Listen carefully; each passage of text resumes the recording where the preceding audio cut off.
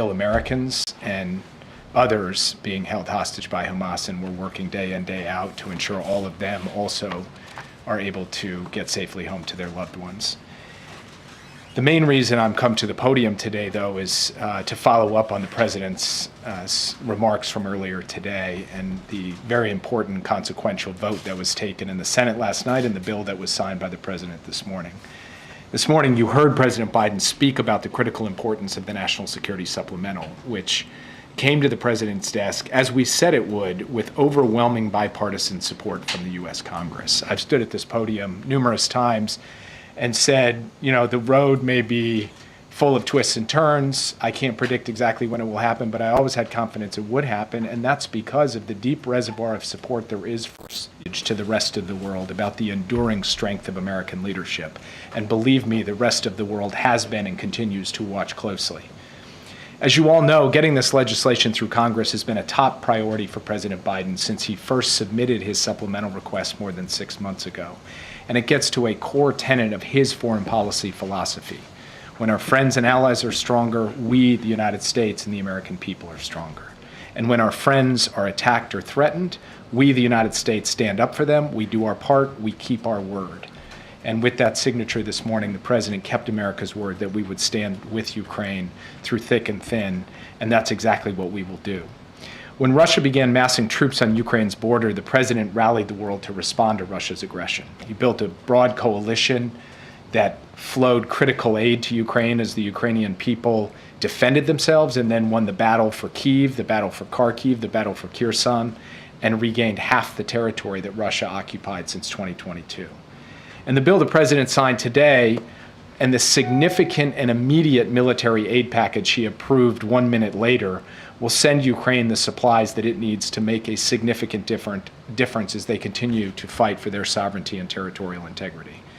The bill will also help replenish Israel's air defenses, which is even more important following Iran's brazen and unprecedented attack 10 days ago. And it will help ensure that Israel has what it needs to defend itself against the very real threats it faces from Iran as well as Iran's proxy groups. The supplemental will substantially increase humanitarian aid for Palestinian civilians in Gaza who are suffering so grievously, as we work to build on the progress of the last 2 weeks in terms of an increase in the amount of life-saving humanitarian assistance that has been and must continue to flow into Gaza, and the quantities and the type of humanitarian assistance that we have seen increase over the last 2 weeks. We need to see continued increases and sustained increases as we go forward. The bill will also enhance and expand humanitarian aid for those who have been impacted by instability, by conflict, by disaster all over the world, including in Haiti and Sudan and Somalia. The bill makes important investments in our defense industrial base that will strengthen our own military, and of course it provides timely support to our allies and partners in the Indo-Pacific as well. Getting this bill in both the House and the Senate. It was a long road to secure this funding, and I have to say, standing here today, it was too long. And the consequences of the delay have been felt in Ukraine.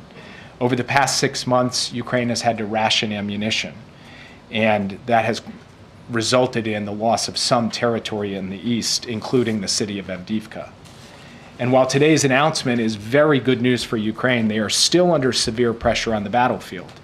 And it is certainly possible that Russia could make additional tactical gains in the coming weeks. Russia has tried to grind out very slow, costly progress on multiple fronts over the past few weeks. They are threatening the town of Chasiv Yar. They are threatening settlements to the west of Avdiivka. And of course, they're raining hell down on Kharkiv and other cities across Ukraine. The fact is that it's going to take some time for us to dig out of the hole that was created by 6 months of delay before Congress passed the supplemental. And that's why the minute the President signed the supplemental, he turned and signed a very substantial drawdown package that includes urgently needed artillery and HIMARS ammunition, more armored vehicles, javelins, stingers, and air defense interceptors, among other things. These capabilities are going to start moving immediately to make up for lost time. At this critical moment, this is a way to show in deed as well as in word that the United States stands with Ukraine. And despite the challenges that I've just described, I think it is very important for us to underscore that as we look ahead to the rest of 2024, our view is that Ukraine retains key advantages in this fight. Ukraine can and will prevail, and that will be thanks to the bravery of its people, but also the support of its friends. First, the Ukrainian military remains a resilient, brave, and effective fighting force.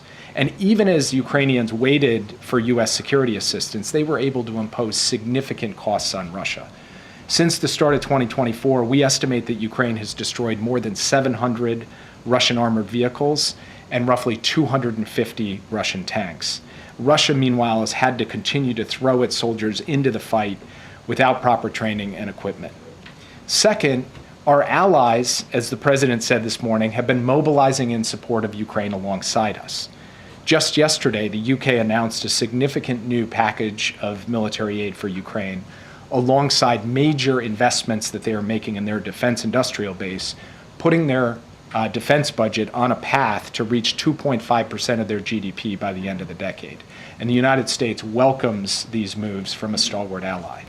Germany recently announced the donation of another Patriot system to Ukraine. The Czech government, whose prime minister was just here recently, has raised enough money to purchase 500,000 artillery shells for Ukraine, with hundreds of thousands more beyond that to follow. And Estonia recently announced its own ambitious effort to secure even more artillery and other forms of ammunition for Ukraine. And then third, the United States is building up our capacity to support Ukraine. For example, we're investing in our own domestic production of 155 millimeter artillery rounds.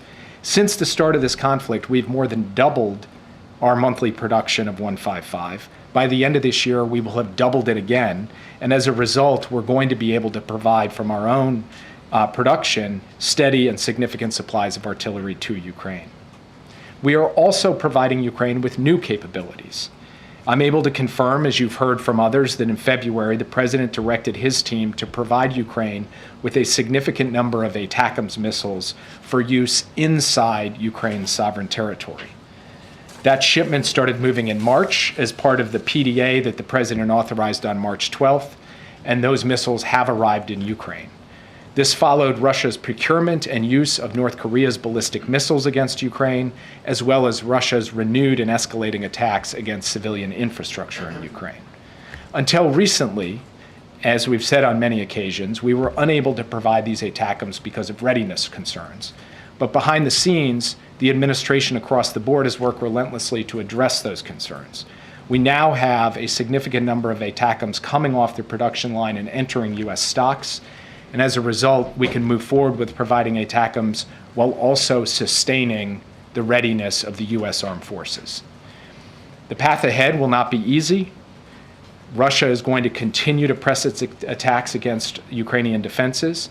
But for the reasons that I have laid out, over time, we assess that Ukraine's position in this conflict will improve, and we believe that Ukraine can and will win. As I've said from this podium before, no one in this room and no one anywhere else should underestimate the Ukrainian people, and no one should underestimate President Biden's resolve and the American people's resolve, and a bipartisan majority in both in the House and the Senate's resolve to stand with Ukraine. And with that, I'd be happy to take your questions. Yeah. Thank you, Jake. How big of an impact will these long-range ATACMS have on the battlefield in Ukraine? And will more long-range ATACMS be sent to Ukraine as part of this $60 billion aid package? So we've, as I said in my opening comments, we've already sent some. We will send more now that we have additional both authority and money. I'm not going to get into specific numbers for operational reasons. I believe they will make a difference, but as I've said before at this podium, and as you've heard from Secretary Austin, the chairman, and other senior military officials, there is no silver bullet in this conflict. One capability is not going to be the ultimate solution. It is an amalgam of capabilities that come together and combine with the bravery and skill of Ukraine's fighters that's going to make the difference in this conflict. So we think it's good that we're able to provide them, but I don't expect to stand before you and say one capability has been the silver bullet in this conflict. Are you worried that it could provoke Russia because they had said that sending these long-range missiles could be crossing a red line? What we have seen from the Russians is their willingness to accept long-range missiles from other countries, specifically North Korea. They have used those in the battlefield. They have used them to attack Ukrainian civilians as well. So from our perspective, now that we've resolved our readiness concerns, being able to step up and provide our own capabilities to Ukraine, as partners of ours have, the UK, the French, others, we think it's appropriate to do at this moment. We think it is a good capability in this phase of the conflict for Ukraine, and we will stand behind that foursquare.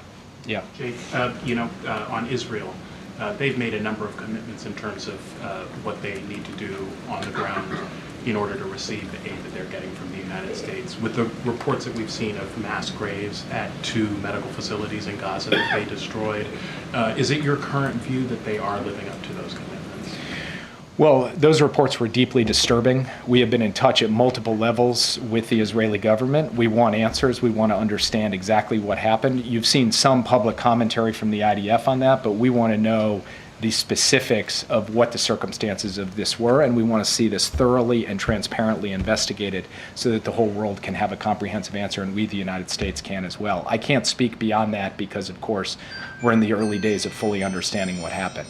We also received a series of commitments from the Israeli government with respect to the facilitation of humanitarian assistance. That's all for today, Jay. Time's up. That's the Gong Show. President Biden spoke with Prime Minister Netanyahu a little more than 2 weeks ago.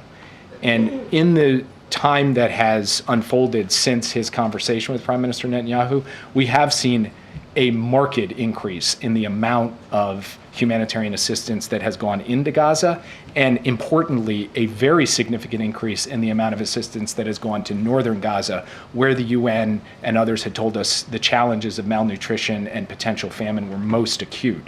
So we think we have made a significant set of steps forward on this, but, and this is a very important but, it needs to be sustained and it needs to be increased even further.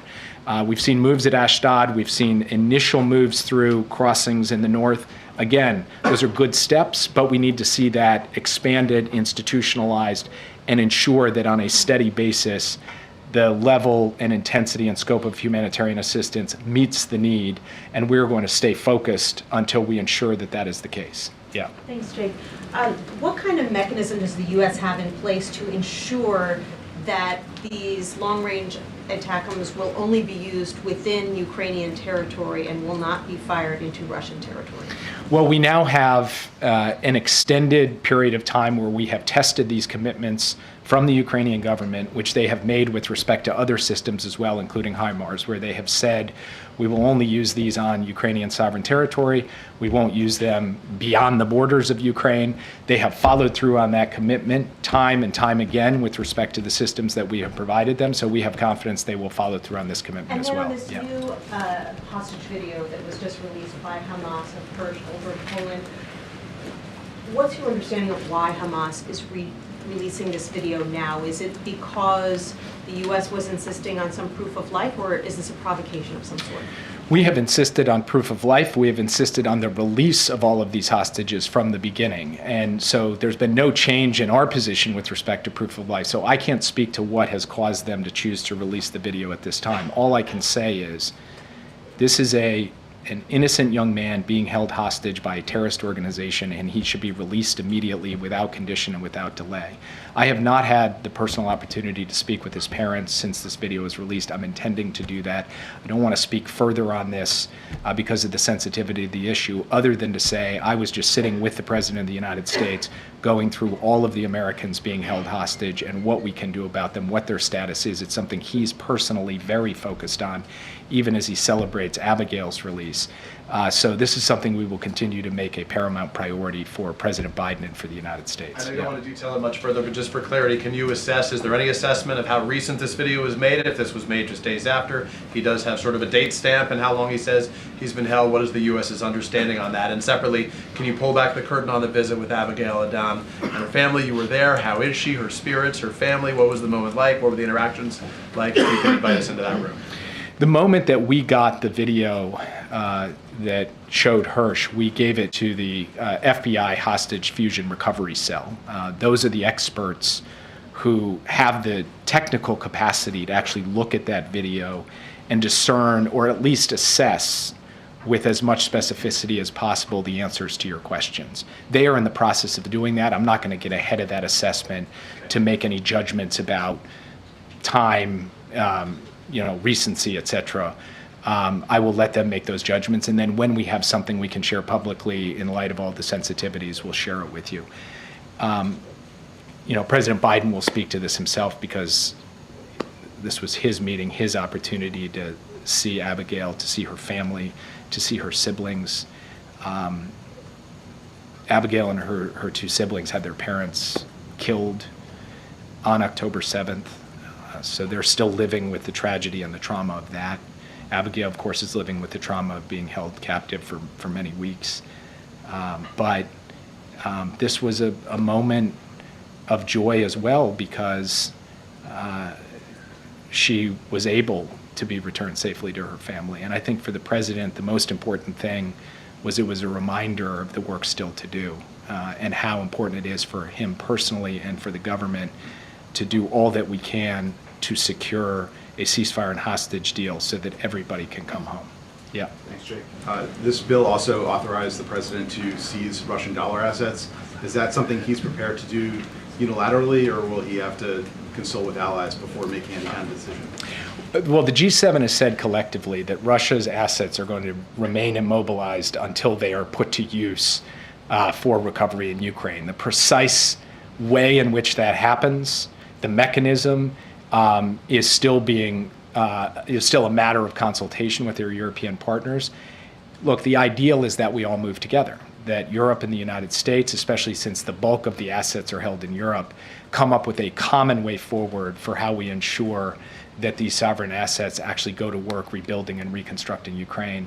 And I will not go further than that today because we are in the middle of intense consultations with our European partners. I can tell you this is going to be an important subject of conversation at the G7 summit in June, but I will leave it at that for today. Can you provide us with an update on the latest on the Rafah invasion? What's the latest that the Israelis have told the administration, and on timing? Do you expect them to hold off as these talks continue? I will say that you hear a lot of different public comments from different Israeli officials, different media reports, some on the record, some off the record, some on background, circling dates, stating what's going to happen definitively, changing what's going to happen definitively. So I will be entirely out of the business of commenting, predicting, or representing what exactly Israel will do when it comes to Rafah. What I can tell you is the U.S. position has been clear on this. I've stated it from this podium. The president has spoken to it. And we've had very detailed discussions with the Israelis as recently as last week by secure video to talk through not just our concerns, but our view that there is a different way to go about dealing with the Hamas threat in Rafah and succeeding in ensuring the long-term defense and security of Israel. We are still in those conversations, and we will still continue to press our perspective. And I will leave it at that for today because that conversation is midstream and has not been concluded. Yeah. Thanks, Jake. This bill gives ByteDance 270 days to sell TikTok due to those national security concerns, which could lead to a national ban. In the meantime, is it safe for President Biden's campaign and any other political entity to be on TikTok? So I'm going to let campaigns decide for themselves what they're going to do. The terms of the bill are straightforward. TikTok continues to operate as it is right now until such time as either there is divestment or the time that you referred to elapses. And so what we're focused on right now in implementing the bill is working through that divestment in a way that is consistent with the intent of the law and consistent with the national security concerns that brought the law into force in the first place. Yeah.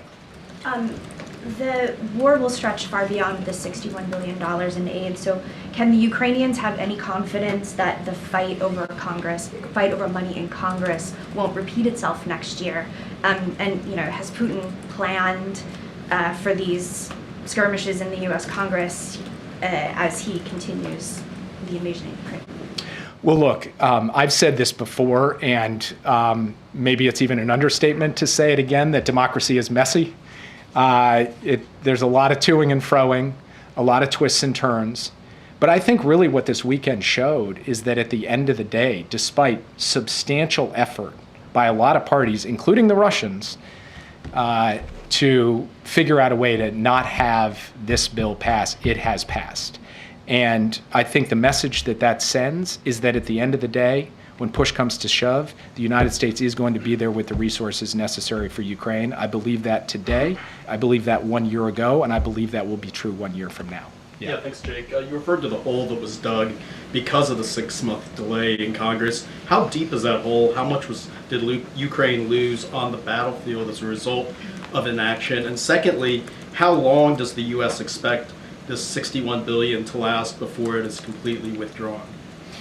So you can measure the impact in different ways. With respect to actual territory, we're talking about tactical losses in the East, not some fundamental structural shift in the underlying dynamic of the conflict. But you can also measure it just in terms of the wear and tear it places on a frontline unit who has to ration ammunition because they're not getting the steady flows. And that's a bit more incalculable. And the president referred in his remarks earlier today to the reports of Ukrainian troops literally cheering in the trenches, watching on their phones as the House passed the bill over the weekend. That goes to show you how closely they are following the U.S. Congress, because it means the difference between having them the tools they need to put up that fight effectively and not having those tools. So our view is that has caused, obviously, some significant wear and tear on the forces, as well as some tactical losses on the battlefield, and has also created the existing pressure that we see even today with Russian units pushing forward in places they were not previously pushing forward. But we also believe, as I laid out, maybe in too much detail for some of you, that there are fundamental structural drivers that favor Ukraine here. And part of that is about what the U.S. industrial base can produce. Part of it is about what the Europeans have stepped up to do in really significant ways over the course of the last 6 months. And we are urging them to keep that going, even as the U.S. has delivered $60 billion. Part of that is about the Ukrainian capacity itself. And then, of course, we are adding new capabilities like the ATACMS. So you put all that together, and I think the calculus of the Russians or the critics of Ukraine who say time is on Russia's side, they've got it wrong. We believe that the structural dynamics of this conflict favor the country defending its own territory. We believe that occupation and invasion saps the will and vitality of a nation over time. And as long as Ukraine gets the tools that it needs to defend itself, it can do so effectively and it can win. And we have now taken a major step forward in giving it the tools that it needs to defend itself, and we insist that we will continue to do so. And then that second question in terms of how long it'll last. I mean, how until it's completely drawn down? Should it last the rest of this year? I mean, how long are we talking? I do anticipate that with the amount of resources we have right now, we can continue to supply Ukraine with what it needs through 2024. Yeah. Thanks, Jake.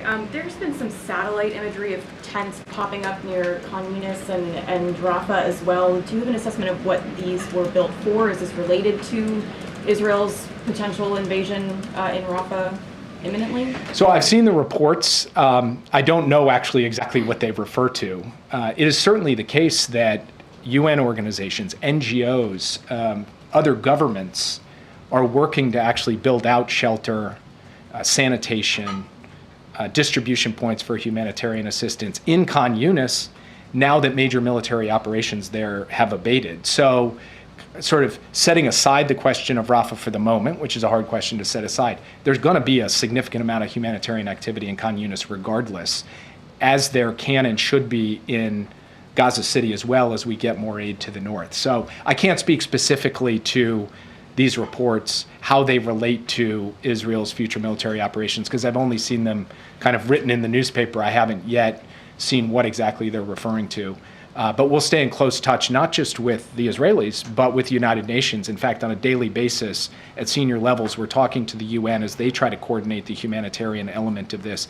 And frankly, for those people, innocent civilians who are not in Rafah, they too need and deserve shelter, support, food, medicine, and everything else. And we are insisting that that happen in addition to ensuring the safety and protection of the people of Rafah. Really quickly on the in-person talks that were scheduled to happen, I know you guys have been meeting virtually with Israeli counterparts. Yeah. Is there anything planned upcoming for an in-person conversation? So we had an in-person one planned, and then As you all may have noticed, there was a series of events related to Israel over the course of the past 2 weeks that made it difficult, frankly, for anybody to leave their desks. I couldn't leave my desk. My counterparts in Israel couldn't leave their desk because we were hunkered down trying to put together the coalition that helped defend Israel against that unprecedented Iranian attack and then deal with the aftermath of it.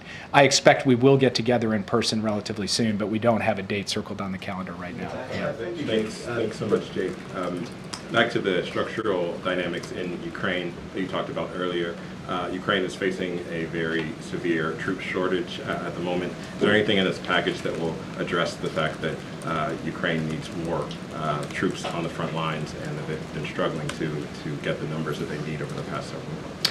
It's a very good question. Obviously, this package does not include troops. It includes the capabilities the troops will need, but Ukraine itself will have to supply the troops. Now, as we were working day in, day out to get this bill passed, President Biden was also working with President Zelensky to talk through how President Zelensky was thinking about the issue of mobilization and getting enough forces forward to the fight. And actually, as you know, just in the last couple of weeks, Ukraine has passed a new mobilization law, and also the new commander-in-chief, General Syrskyi, has put in place, along with the defense minister Umerov, a series of protocols to increase the number of forces that are being mobilized each month so that Ukraine has the manpower it needs to go along with the capabilities it is now getting.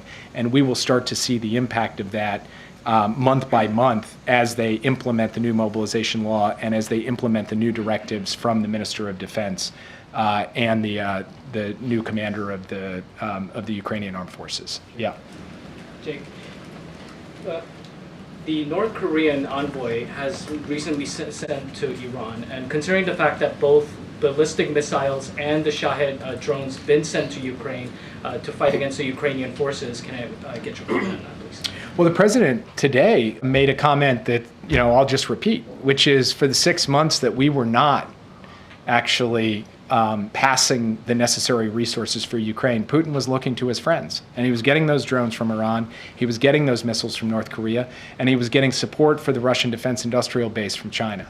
And that is not lost on us. It's something that we are dealing with on all three fronts, and we will continue to do that. And you've heard Secretary Blinken, obviously, who's now in Beijing, speak to our concerns with respect to the PRC and its support for Russia's defense industrial base. And we have been vocal from this podium about both North Korea and Iran, and will continue to be. Yeah. Thank you, Jake. Some Israeli government officials are saying that the president has backed down on possibly sanctioning the IDF Nitsa Yehuda unit battalion. Is there any truth to that? Is that still under consideration? And if not, why not? On this one, I've got to refer you to the State Department because they run a rigorous, detailed analysis of what's called the Leahy Law, which looks at gross violations of human rights by particular units. It has been taking a look at these questions for multiple countries, and it wouldn't be appropriate for me to speak on their behalf, so the State Department will ultimately have to speak to this. Okay. I would only point out that the nomenclature of sanction is not accurate. What we are talking about here is if the Leahy Law is implemented, it has implications for how we deal with a particular unit, but it's not in the classic sense a sanction. It's something well known and applied in multiple jurisdictions around the world. But this really is something that we take care to separate from politics, to separate from decisions taken at the White House. It is a State Department analysis with a State Department outcome, and they can speak to what is going to happen at the time that they're ready to speak to it. Having said that, a number of State Department officials, including some recently departed former officials, have told my colleagues that their understanding of the situation is that the president's views on Israel have been a roadblock to applying the Leahy Law, as you have just described. Can you tell us right here whether the president would intervene in that State Department process that you alluded to prevent Leahy Law restrictions being placed on Israel? I think I did just tell you the White House will not intervene in that. That is a process run out of the State Department, and you should go there. And my strong guess is that the State Department officials you're referring to have never sat in a meeting with President Biden on Israel and are merely speculating based on whatever their own perspective is. But I've said it to you plain and simple. The State Department will make these judgments. They'll make them according to the analysis and the timeline they deem appropriate, and the questions about how that all plays out are best directed to their podium. Yeah. Just on Ukraine. Now that the United States is sending long-range missile systems to Ukraine, do you expect that Germany would follow? Would you welcome such a step from them? I would refer you to Berlin on that. Yeah.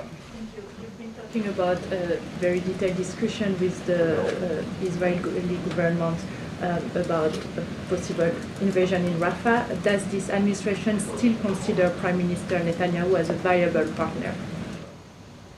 As a what? Viable partner. I'm not sure I understand what you mean by that. As a partner that you can trust. He's the Prime Minister of Israel. We deal with whoever is sitting in the chair as the Prime Minister of Israel, because ultimately the decisions that are taken under his leadership of his cabinet. And so we will continue to engage with the Prime Minister. The President will continue to engage with his team in an effort for them to fully understand our perspective and where we think the right steps forward are, and to listen to them as well. And ultimately, the President will make his own decisions about U.S. policy consistent with U.S. interests and values. Yeah. Thank you very much. That on the Iran, North Korea, and Russia, it was reported that the North Korea's economic delegations will be dispatched to Iran to discuss nuclear and missile cooperation with Iran. As you know, that Iran used North Korea made missiles in an airstrike against Israel. What impact do you predict that military cooperation between Iran, North Korea, and Russia will have on the Middle East situation and the Korean Peninsula? Well, episodically over the course of many years and many administrations, we've seen various linkages in and defense cooperation between North Korea and Iran. That's come and gone, ebbed and flowed. What is new, what is different over the course of the last 2 years has really been the cooperation between Iran and Russia with this massive provision of drones, and North Korea and Russia with a massive provision of many different capabilities, including artillery, but also including ballistic missiles that go quite a long range, pack a punch, and are being used to terrorize cities across Ukraine. And we believe that this is a matter of grave concern to the security of Europe, way beyond the borders of Ukraine. And to your question, we're also concerned about what may happen in the other direction. What is Russia going to provide to North Korea or Iran that will destabilize the Indo-Pacific or destabilize the Middle East? That's something that we're watching very closely. Yeah. Tomorrow is the funeral service for the 7 World Central Kitchen egg workers who were killed. Why is the president not going? Well, the president will have a letter from him read at the service, and you will see the second gentleman there. The president, of course, has had a long-standing plan to go up to Micron, the facility up in Syracuse. He will continue with that. But he has spoken directly with Chef Jose Andres about this tragic event. And of course, in the immediate aftermath of it, he picked up the phone, he called Bibi Netanyahu, and what we have seen since then, as I was speaking about before with respect to the provision and facilitation of humanitarian assistance, has been a significant difference. But the administration will be well represented at that event. Yeah. Thank you. 2 questions. One on Iran. Part of the bill that was signed by the president today had a collection of sanctions on Iran, on the Islamic Republic, namely human rights, drones, their dealings with China, the oil export. What is the administration trying to achieve with this set of sanctions that has not already achieved in the past 3 years? And my second question is about this National Security Memorandum 20, which is an independent task which they called the suspension of the U.S. arms transfer to Israel, because they are accusing Israel Defense Forces of a systematic pattern of war crimes. What does the administration say about this? So on National Security Memorandum 20, which the President signed some weeks ago, we have a report that will be sent up to the Congress in early May. That report will analyze the elements of National Security Memorandum 20, and obviously then we will present the findings of that to all of you as well. And I'm not going to get ahead of that report. I think we should let them work through rigorously the analysis, which will be done on an interagency basis by the U.S. government. And your first question was about Iran sanctions. Look, I think the moment we're in right now that's quite different from where we were just a few weeks ago is you've actually had the G7 come out together and say that we need to impose additional economic measures, additional sanctions, additional pressure on Iran for this brazen and unprecedented attack against Israel with more than 300 missiles and drones fired at Israeli territory. The EU has moved. The UK has moved, the United States has moved, and we will continue to move, and extra authorities from Congress can help add to the types of forms of pressure that we can place and the type of isolation we can generate with respect to Iran, which is acting in ways that are fundamentally irresponsible and destabilizing to peace and stability in the Middle East. I'll take one more question. Yeah. Wanted to follow up on, I know you had to not go to Riyadh to Saudi Arabia. I hope you're feeling better, by the way. Thank you. But has that been rescheduled first? And secondly, can you give us an update on sort of what movement there has been on these normalization talks between Saudi Arabia and Israel? I do expect to get to Saudi Arabia in the next few weeks. We haven't literally scheduled it because things have been a bit in flux, but we will get it back on the calendar in the near term. I'll let you know when I plan to get out there. Thank you for your concern. I do feel quite a bit better. But as any of you who've cracked a rib know, it takes a long time. So call me at 80% right now. Meanwhile, I'm physically deteriorating in all other ways, but that's a matter for another time. And then in terms of where we are in normalization talks, I really want to have the opportunity to sit with the senior Saudi leadership, get their perspective in person, be happy to report back to you after that. It's something that we want to continue to work on, although every week or so I read a new story about how there's a renewed initiative, a different initiative, a new, this is steady, consistent diplomacy aiming at an endpoint that we've been quite clear about, but there haven't been any kind of dramatic developments over the course of the past few weeks. It's something we continue to work at. We'll talk with the Saudis, we'll see where we are, and obviously we have to talk with the Israelis as well because they would be a part of the larger outcome here if we could generate it. And with that, I'll turn it over to Karine. Thanks, everybody. Thank you. All right. Thanks, everybody. Thanks, Jake. I do have something at the top for all of you, and then we can get into Q&A. Over the last 2 days, our administration took several new steps to protect workers and consumers. The FTC banned non-compete agreements, which currently keep 30 million workers, nearly 1 in 5, from changing jobs.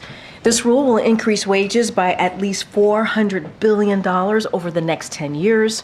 The Labor Department raised the salary threshold for overtime, extending overtime protections to millions of workers. As the president put it, if you work extra hours, you deserve extra pay. The Labor Department is also protecting retirement security by requiring financial advisors to act in the saver's best interest, not their own. This will save millions of Americans thousands of dollars for their retirement accounts.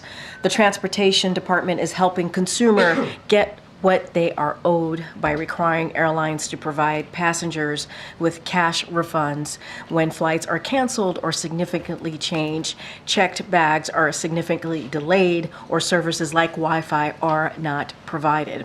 The Transportation Department is also cracking down on surprise junk fees by requiring airlines to tell consumers upfront what they are being charged for checked bags, carrying on bags, and changing or canceling a reservation. These are just the latest parts of President Biden's agenda to protect workers and lower costs. The president is building an economy that lifts up working Americans and middle-class families. With that, Colleen. Thanks, Karine. Yep.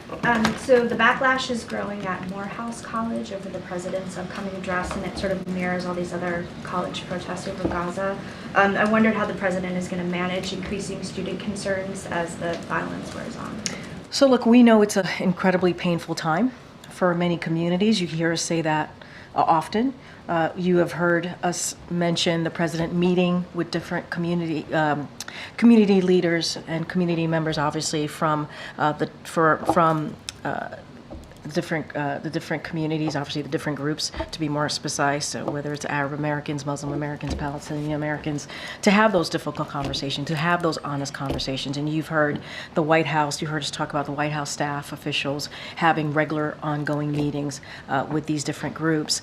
Look, as it relates to commencement, they're about the graduates, right? They're about their families. They're about their loved ones. It's about celebrating accomplishments, and the president's certainly looking forward to doing that. He's going to do that at Morehouse. He's going to do that at West Point, where those are graduates, where he's going to be thanking them for their service and defending our nation. So the president is looking forward to being part of that. He has always. It's not the first time, obviously, that he's given commencement speeches. I understand this is a different moment in time that we're in, but he always takes this moment as a special time to deliver a message, an encouraging message, a message that's hopefully uplifting to the graduates and their families. And we're going to continue to have these conversations that I've just mentioned with the different communities about what's happening right now. We get it. It's painful. We get that. We understand that. Is there concern that he would be, disinvited from Morehouse or anything? Is he planning to go? So look, I'm certainly not going to speculate or go into hypotheticals. The president is certainly looking forward to these commencements, these two upcoming commencements, Morehouse and the United States Military Academy next month. And he has done these many times before, understanding the important but important moment and how special that moment is for the graduates and their families. And he is going to do his best to meet that moment as it relates to what's going on, the pain that communities are feeling. We're going to continue to have those conversations and be sensitive to that, understanding what people are going through. On the Supreme Court, the court appears pretty skeptical that federal law trumps state law in Idaho over the abortion ban there. I just wondered, that EMTALA was a major part of the administration's effort to sort of protect women or give additional health care to women. So if that is on the chopping block, what else can the administration do? So I'm going to be careful because it's ongoing. So parts of this, especially because it's an ongoing litigation, have to refer you to the Department of Justice. More broadly, the administration is going to continue certainly to defend women's ability to access emergency care that they need, they should have under federal law. And so that is a commitment that this administration is going to continue to ensure. And so, look, we're going to stay focused on that. We're going to let the litigation process continue, so just not going to get beyond that. But more broadly, we believe that women should not be denied the access of health care that they need. We've been very clear in the Biden-Harris administration about how important it is that women get that emergency care. We're talking about lives. We're talking about women's lives here, and being able to make those all-important decisions on their health care. We've been consistent about that. We're going to continue that fight. And so we remain focused on ensuring that we prevail in the courts. And that's our commitment to women. Thanks, Karine. The House Speaker is heading to Colombia today. He's calling on the President of Colombia to resign. Does the President share that view? And what does he think of the way that the administration at Colombia has been handling this? So I'm going to be really mindful. Columbia is a private institution. We've been very consistent here about not commenting on personnel matters. That's something for Columbia University, obviously the board to speak to, and the president, right, to make that decision. So I'm not going to comment on that. That is obviously the speaker's privilege to speak for himself and what he sees. So look, I would say more broadly, and I said this moments ago, this is a deeply painful moment for many communities, and we understand that. The president believes that free speech, debate, and non-discrimination on college campuses are important. They're important American values, and and so he'll always be very clear. We will always be very clear about that here. But protests must be peaceful. Students must be safe. When we see violent rhetoric, we have to call that out. When we see physical intimidation or grotesque anti-Semitic remarks, We have to speak that out. And you saw that from the president's statement when this president's statement on Passover. He talked about that. He talked about action, taking action, and making sure that we're calling that out. So we're going to continue to do that forcefully, condemn anti-Semitism from this administration. We're going to continue to do that. We're implementing, as you know, the first ever national strategic effort to counter anti-Semitism, because there should be no place in this country when it relates to that type of hate. We saw what happened in 2017, Charlottesville. That was one of the reasons that this president decided to run in 2020. Oh, he ran in 2020 because of what he saw in Charlottesville and what was happening in the streets of Charlottesville, the vile, just hateful rhetoric that we're seeing there. So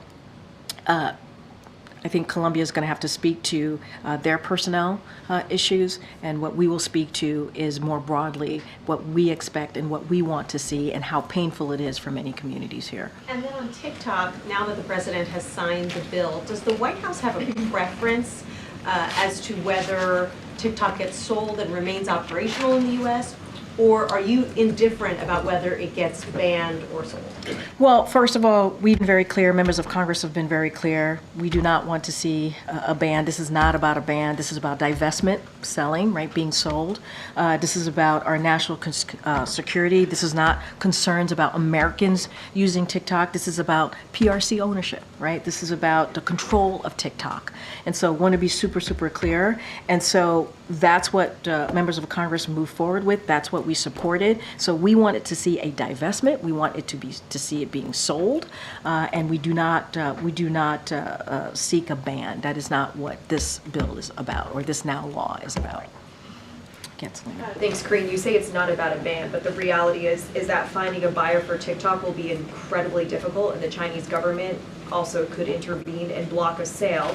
So if it came to it, would the administration then support a ban as the legislation is written? So here's I think I want to be, as it relates to China, they should allow it, right? They should allow it to be sold. That's what I'll say there.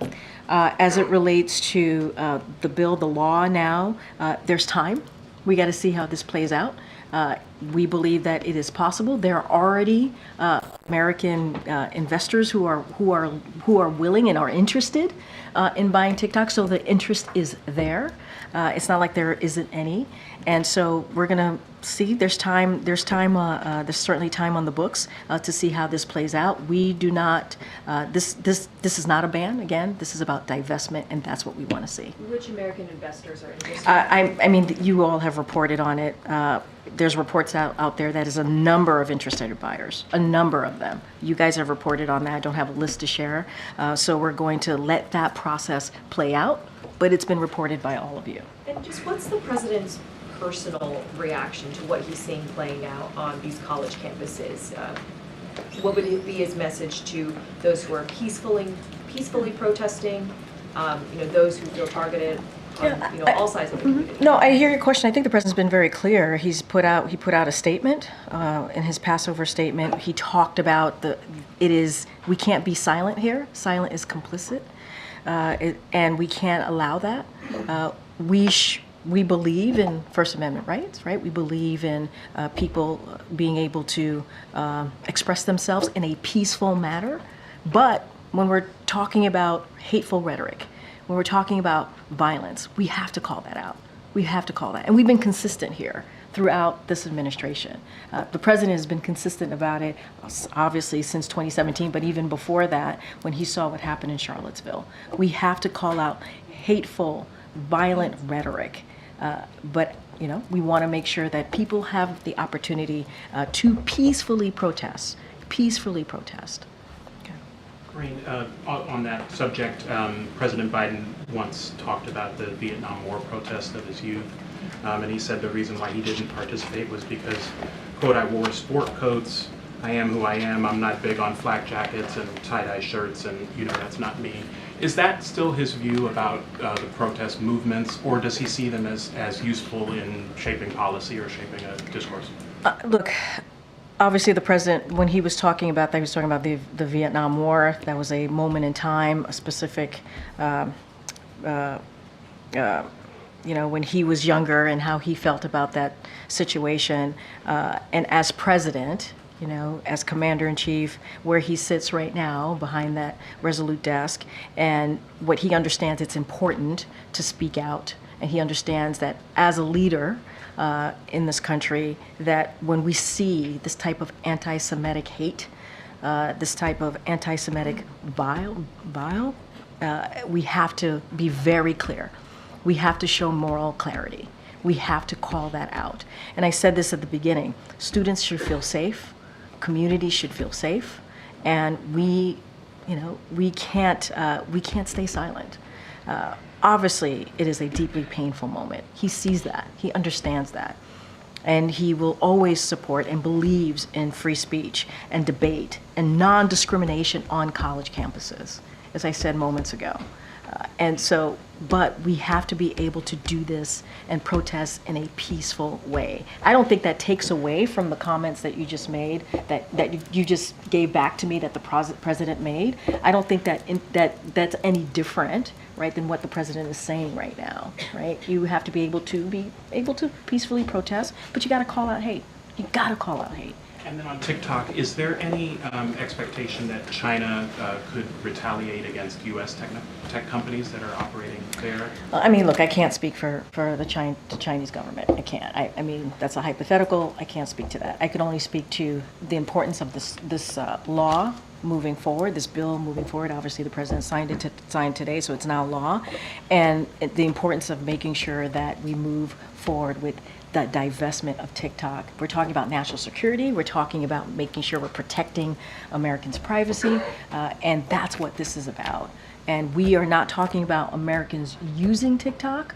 That's not what we're looking at here. We want to make sure that there's a divestment, that TikTok should not be owned, or Americans should not be having to worry about using a platform that is owned by a country that's trying to harm us. That's the national security concern here. And will this law survive a constitutional challenge? Look, not going to speak to that. I mean, I think that's something that obviously DOJ will deal with. I can't speak to challenges, but obviously it's law now, so we're going to move forward with it. Thank you. We are seeing some of these on-campus protests really heighten tensions and escalation across the country, not just at Columbia, but at public universities, UT Austin, USC in California. Is there any concern about how law enforcement is handling these protesters?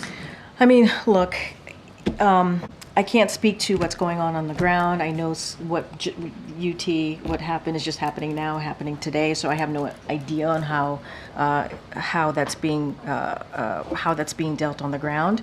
But look, we've been very clear. We want to see this be peaceful. We understand it's deeply concerning.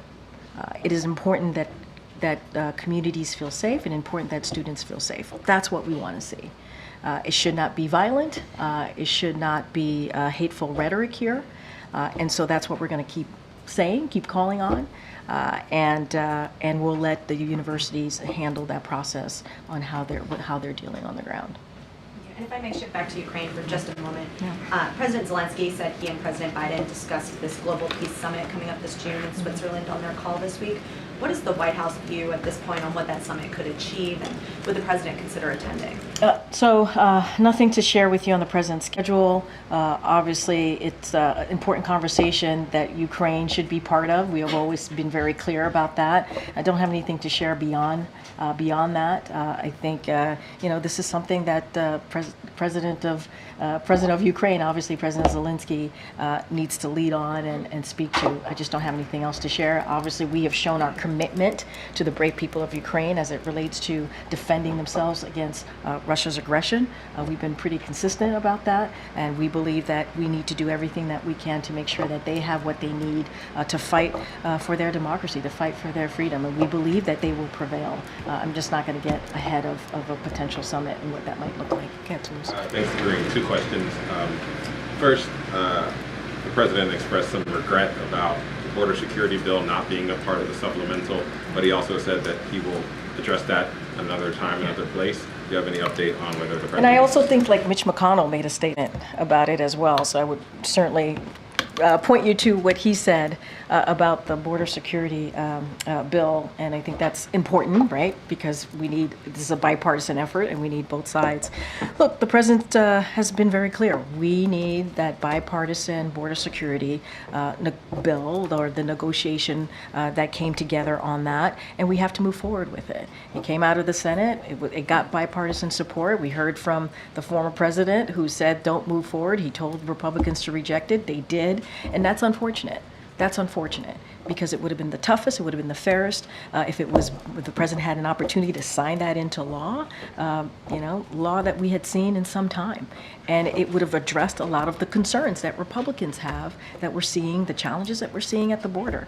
So, I mean, he had an opportunity. You all listened to the president, right? So he had an opportunity this morning. So he was going to take that opportunity to say how we need to continue to move forward with the border security negotiation, or the plan that came out of the negotiation. So he wants to see that. It's a concern that majority of Americans have, and so we want to see that move forward. And I think Mitch McConnell spoke for himself on that. Should we interpret him saying he's going to come back to it as a sign that he's going to do some executive action in the coming weeks? Well, look, we've always been very clear. No executive action is actually going to do what that border security plan would have done, right? We believe that was in order to move forward, to deal with the challenges at the border, in order to actually deal with what we've been seeing with immigration, a broken immigration system that we have seen for decades. That's the way to move forward. Obviously, we're always going to look at our options, but we believe there's still an opportunity here. There's still an opportunity here, and I think Leader McConnell was pretty clear about that too today. Go ahead. I have to. Really quick one on taxes. The president earlier today said the 2017 tax bill that was passed under President Trump, if he is reelected, if President Biden is reelected, it would be dead and gone forever. Yeah. That bill obviously included tax cuts for the wealthy, but it also included tax cuts across the board to the tax rates at various levels of income. Yeah. Is the president saying that he would get rid of the entire tax bill and not allow those tax cuts to? I think what the president was trying to say, he was trying to make very clear that was the 2017 tax bill was something that was for billionaires and corporations, and that's not what he's for, right? He wants to make sure that the working class gets their fair share. He wants to make sure that the billionaires and corporations pay, right, what they owe. And so he's talking about an economy, what type of economy that he wants to build. You hear us say it all the time. He says it all the time, an economy that's built from the bottom up, middle out, that doesn't leave out working people, that doesn't leave out the middle class, that builds into the middle class. And I think that's what he was trying to speak to more broadly, and how billionaires and corporations have to pay their fair share. He's always been very clear about that. And 2017 tax bill does not do that. It does the opposite of that. And that's what we've seen from Republicans continuing, like when they put out their budget recently, that's what they're doing. They want to give them a break. And what the president wants to do is give the middle class a break. He wants to give working people a break. And you've seen that from his legislation that's been passed in trying to make sure that we do not leave communities behind, communities that have been left behind for decades now. Okay, Peter, I have to go into the Oval Office. Two quick ones. One that developed in the last hour, which is on the third attempt in the last 3 weeks. Arizona State House lawmakers just passed a bill that would repeal the near total ban on abortion in Arizona. The White House's view on that, and now, of course, moves to the state Senate. Okay, so look, you've heard us talk about the 1864 law and how it just sets us back. 1864. We're in 2024, and there's a law that that they wanted to move forward with that obviously would hurt women. Would hurt our reproductive rights and hurt our, obviously, women to make a decision about their health care. And so if this is, I have not seen that report, but if this is the case, that it has been repealed in one of the chambers, that's a good thing, right? We're moving forward in the right direction. We're moving forward to where we are today in 2024, where we should be protecting our freedom, protecting a woman's right to make a very personal decision about her body. And then last one quickly, I know you got to go, but the president didn't mention the words TikTok, or maybe that's one word, TikTok, with no space between the two, in his comments earlier today. So if you had if you had an elevator pitch, there was 170 million Americans who use TikTok right now. What is the simple statement to those Americans right now who are saying the President of the United States just proposed or signed legislation that could ban a platform that I rely on in some cases for my livelihood? I think I would just say what I've been repeating here from this podium for the past few minutes here, which is this is not a ban. This is about divestment. This is about our national security. We are not saying that we do not want Americans to use TikTok. That is not what we're saying. We want to make sure that Americans are protected. And that is what this is about. And so we believe this law will get us there. We believe that we will be able to divest, that TikTok would be able to divest. We believe that there is interest in folks who want to buy TikTok, and we want to get there. We want to get there. The president wants to protect Americans, and he wants to protect American privacy. He wants to protect Americans from a country in this instance that wants to potentially do us harm, and that's what he believes is important. We're not saying we do not want TikTok to exist. We're not saying that we do not want Americans to use TikTok. We want to make sure that it's done in a way that we protect our national security and that we protect Americans. All right, everybody. I got to go to the Oval. Thanks, everybody. Have a good week. I guess I'll see you in New York. Karine, if there are any pictures of the president with the Don, if you would share those before the I'll check.